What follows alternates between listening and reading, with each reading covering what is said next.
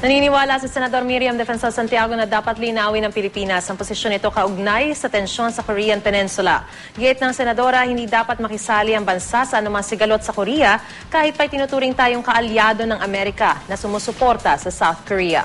May ulat on the spot si Mark Salazar. Mark? Maris, bilang dating Foreign Relations Committee Chairman sa Senado, sabi ni Senadora Miriam Defensor Santiago, dapat malinaw sa North Korea at sa mundo kung anong posisyon natin sa namumuong tensyon sa Korean Peninsula.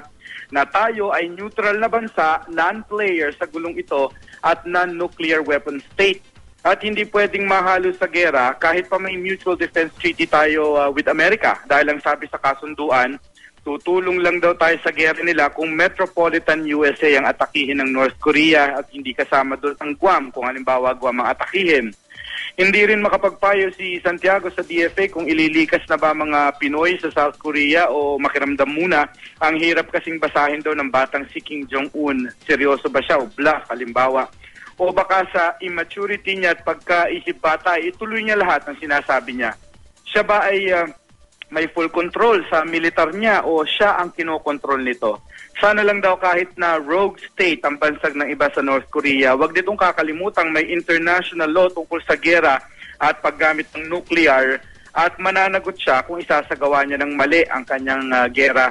Marisi, Senator Santiago ay nasa graduation ng Our Lady of Fatima University kanina at doon namin siya nakuna ng reaksyon tungkol sa North Korea.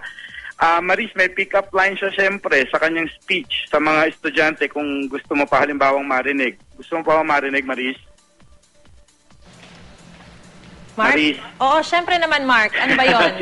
Gusto kong marinig talaga yan. Dalawa lang pick-up line. Paano mo babasti din ang ayaw mong manliligaw? Paano? Sabihin mo para kang summer, walang class. Isa pa. Alam mo ba kung bakit ipinasa, Maris, ang anti-cybercrime law? Paano? Dahil sa profile picture mo. Dalawa lamang yan sa alam naman nating suki ng mga pick-up lines ni Senator Miriam sa tuwing siya nagbibigay ng talumpati. Yan ang mga pinakahuling kaganapan mula rito sa Pasay. Balik sa'yo, Maris. Maraming salamat, Mark Salazar.